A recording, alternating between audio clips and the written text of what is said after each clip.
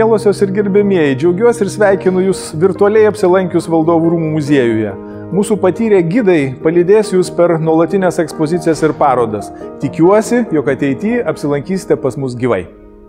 Sveiki, esu gidė Birutė ir šiandien mes su Jumis pratęsime antrąjį maršrutą ir pakilsime į pačią populiariausią muziejaus erdvę – į bokštelį. Iš ten atsiveria labai gražios Vilniaus miesto panoramos.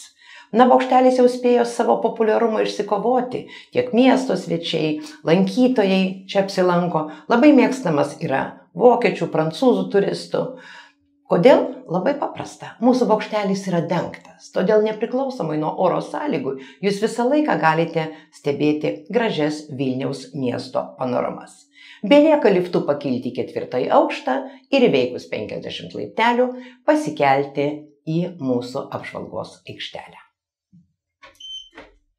Prieš pakylant į viršų mes dar turime unikalią galimybę susipažinti su Vilniaus miesto panoramomis.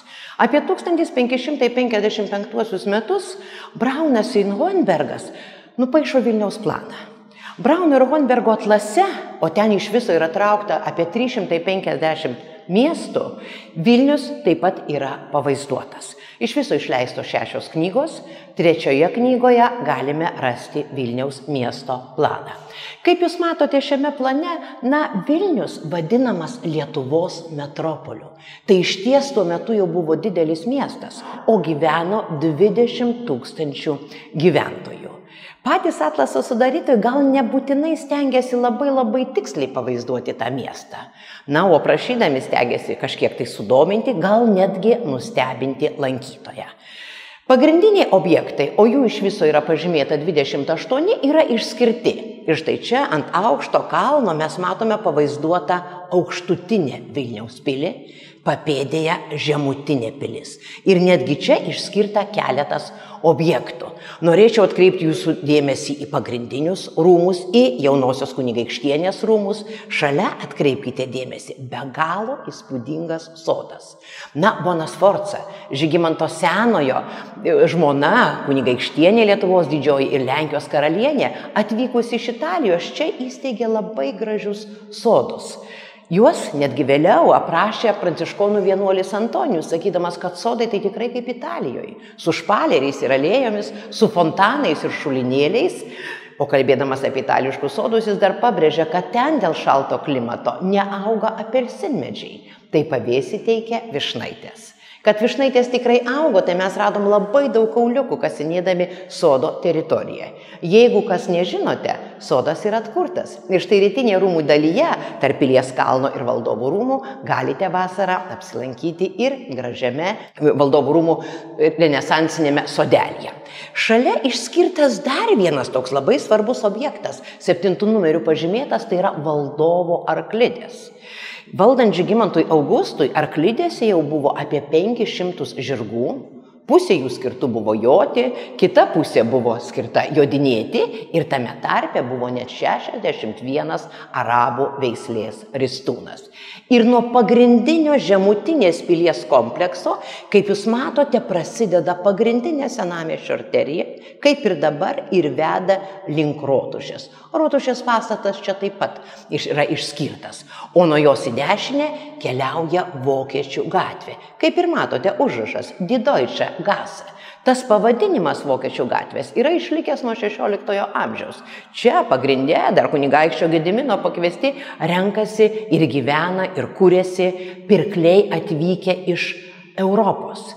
Beje, reikėtų pažymėti, kad tai buvo viena gražiausių Vilniaus gatvių 16 amžiuje ir čia kurį laiką taip pat veikė ir Valdovo monetų kalykla. Jei Vokiečių gatvėje kūrėsi vakarų pirkliai, tai yra išskirtas taip pat ir Moskovičių kiemas, štai pažymėtas 19 numeriu. Maždaug ten, kur yra dabartinė mūsų filharmonija. Ten kūrėsi atvykę pirkliai iš Rusijos. Jau tuo metu buvo tranzitas per Lietuvą ir pirkliai atsivežę čia brangiausių įvairiausių žvėrelių kailių. Pirmiausia, jos turėdavo pasiūlyti Lietuvos pirkliams, o tik paskui, jeigu jų neparduodavo, galėdavo vežtis toliau ir prekiauti kitose šalyse. Statinių daug, bet prašyčiau atkreipti dėmesį, kad dauguma iš jų yra medinių. Na, gal galima būtų Vilnių palyginti su Karaliaučiumi, tai miestas netoli esantis nuo mūsų Lietuvos sostinės ir to paties laikotarpio Karaliaučius jau turi 551 mūrinį statinį. Vilniuje, remianti šio Brauno ir Honbergo atlasu, tokių mūrinių statinių te turime 121 ir kuo dar išsiskiria Vilnius, pažymėta netgi 13 kulto pastatų. Tokių kulto pastatų Karaliaučiuje tuo metu buvo tik 4. Bet ir ši informacija tikriausiai nelabai tiksli, nes yra žinoma, kad 16 amžiaus pabaigoje Vilniuje jau buvo 17 vien stačiatikių kulto pastatų, o dar jeigu skaitysim katalikiškuosius, tai jų žinoma buvo daug daugiau. Ir matome pavaizduotą aplinkui Vilniaus miesto sieną. Ji buvo pastatyta 16 amžiaus pradžioje, jos ilgis siekė 2,4 kilometro, na, o plotas, kurį užėmė tuometinis Vilnius, buvo 350 hektarų. Na, minimi ir parodyti taip pat ir Vilniaus miesto vartai. Ir dar vienas išskirtinis Vilniaus bruožas – gyvenimas verda ir už miesto sienos. Kaip rašo Braunas ir Honbergas, priemiesčių labai daug, išsiskiria vienas, apsuptas Vilnios, tai užupis. Na, o ten jisai rašo, nameliai sustatyti be jokios tvarkos, be gatvių, kaip koks burtas ar atsitiktinumas lėmė. Ir dar vieną objektą norėčiau išskirti. Na, kuris yra mums identifikuoti taip ir nepavyko, tai yra Viršupis. Tai čia plane pažymėtas 11 numeriu. Viršupis, galima būtų galvoti, kad tai ta vieta, kur dabar yra Antakalnio troleibusų žiedas. Ten buvo Žygimanto Augusto vasaros rezidencija. Yra minima, kad ten būta 28 tvenkinių pilnų žuvų, ten buvo laikomas valdovo žvėrynas, o tame žvėryne jau buvo liūtai, kupranugariai ir kiti egzotiški gyvūnai. Mūsų labai dažnai klausia, žiūrint į šį planą, nesimato valdovų rūmo bokštelio. Bet jau jeigu mes pereitumėm prie kitos panoramos ir štai prieš jūs matome Tomo Makovskio graviūrą, kur yra pavaizduotas Vilniaus miestas ir čia valdovų rūmus jau mes matome pavaizduotus su bokšteliu. Tomas Makovskis, tai žmogus gyvenęs čia Lietuvoje, Lenkijoje, jisai dirbo Mikalojaus Kristupo Radvilos našlaitėlio dvare. Jis taip pat išbraižęs yra ir 1613 metų Lietuvos žemėlapį, kuris buvo išleistas Kristupo Radvilos našlaitėlio dėka, ir taip pat yra nupaišęs ne vieną Vilniaus panoramą. Ant aukšto kalno vėlgi, kaip matote, išsiskiria aukštutinė pilis, šalia turime katedrą, valdovų rūmus ir atkreipkite dėmesį, virš jų jau iškyla nedidelis bokštelis, kaip dabar mes turime apžvalgos aikštelę. Pavaizduoti taip pat daugelio bažnyčių bokštai, čia galime štai išskirti pavyzdžiui Bernardinų bažnyčios bokštą, galime matyti Jonų bažnyčios ir čia jau yra pažymėtas universitetas. Nors Brauno ir Honbergo atlasas išleistas buvo apie 1580 metus, jame universiteto statinio mes dar nematome. Čia yra 1600 metų panorama. O kaipgi atrodė Vilnius 18 amžiuje, tai mums padeda pailiustruoti dar vienas planas. Prašom arčiau. Šis Vilniaus miesto planas yra sudarytas 1737 metais. Jo autorius Johanas Georgas Maksimilianas von Fürstenhofas. Šis žmogus neatsitiktinis Lietuvos istorijoje. Jis buvo netikras Lietuvos didžiojo kunigaikščio ir Lenkijos karaliaus Augusto Stipriojo brolis. Na, matyt, apsilankęs Vilniuje kartu su kunigaikščiu, jis sugebėjo paruošti štai tokį be galo detalų ir išsamų planą. Pats būdamas architektas, inžinierius, jis labai kruopščiai pavaizdavo visą Vilniaus miestą ir pagrindinius statinius. Vėlgi pradėkime nuo Pilies kalno ir aukštutinės pilies. Šalia matome valdovų rūmų rezidenciją, šalia prigludusi Vilniaus katedra ir, kaip senais laikais matome, pagrindinė senamiesčio arterija veda link Rotušės. Universiteto ansamblis čia šiame plane taip pat yra detaliai pavaizduotas.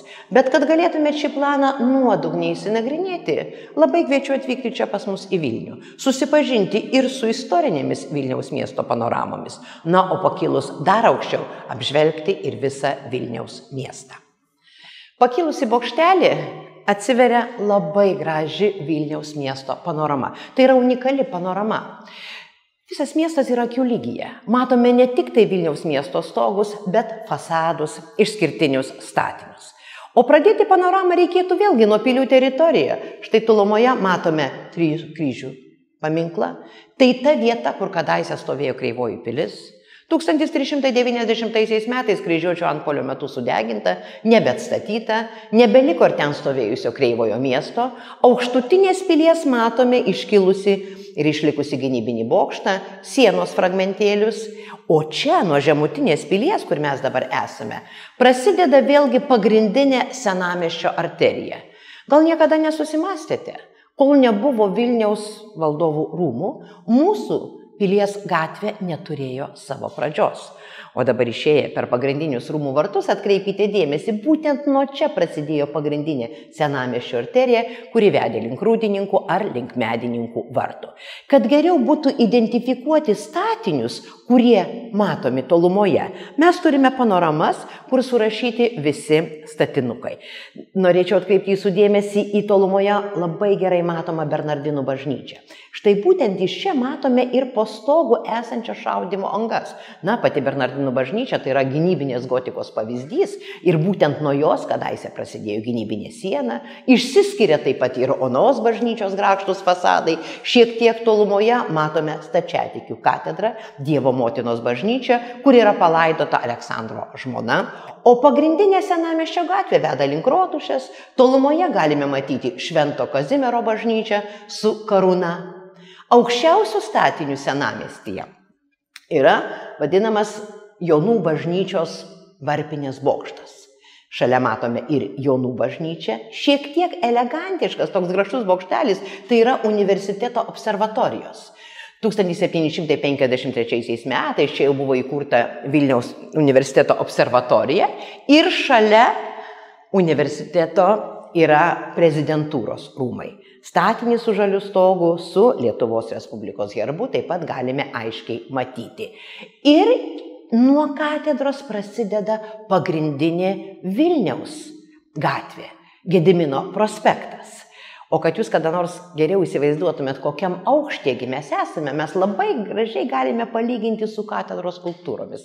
Matot, tik Šventoji Elena su kryžiumi dar yra šiek tiek aukštėliau negu mes.